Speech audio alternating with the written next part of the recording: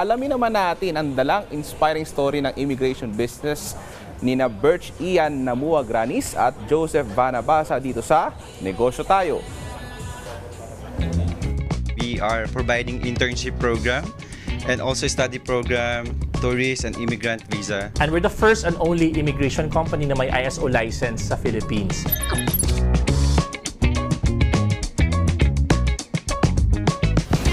Started in London, United Kingdom, 10 years ago sa 2014 because ang original story niyan is that when I was a student there, na-scam din ako. So, one of the hopes sa isang mga OFW sana is hindi na ma-scam. So, ang pangarap namin is makatulong sa mga Pilipino na nais mag-aral at magtrabaho sa ibang bansa by finding a legitimate agency. Sa totoo lang, yung journey sa pagnenegosyo, sometimes talagang hindi maniniwala yung mga kamag-anak mo muna doon. No? To be honest, ang first na naging Philoglobal member ko, hindi Filipino. The first person who believed me was a foreigner. Isa siyang Pakistani. Birch kasi, he's good in marketing and I'm good with customer service. So I always used to work in a bank before.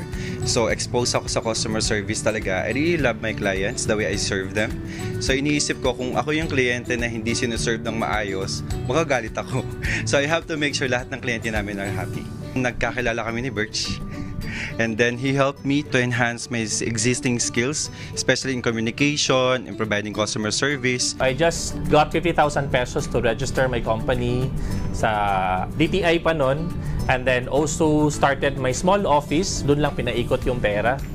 And then ang advice ko naman sa pagnenegosyo is that wag isipin mo na ang pera. Ang isipin mo na is saan mo ba gusto talagang makapagbigay solusyon sa community mo. Sa totoo lang, when I was on the verge na 3 years ng business namin, muntik na akong mag-resign kay Joseph, no?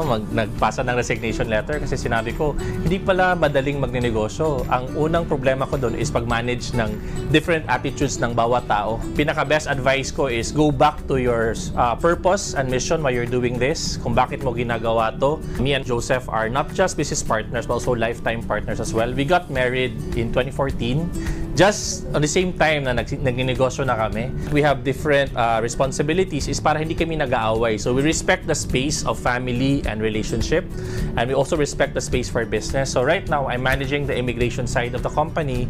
He manages as well the lending side, the printing. Minsan nadadala talaga sa bahay yung problema.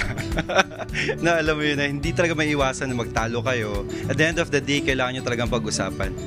It will strengthen din talaga yung relationship nyo at the same time yung business din. May pera talaga sa Philippines, madiskarte ka lang, masipag ka lang at totoo yung ginagawa mo sa tao.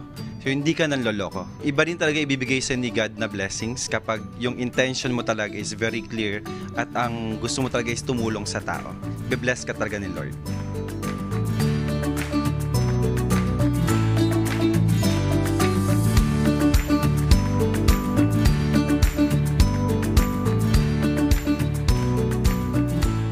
Sa pagnenegosyo talaga, kailangan talaga nandun yung puso para makatulong tayo sa kapwa natin kasi walang maging imposible at madali sa lahat ang pagnenegosyo.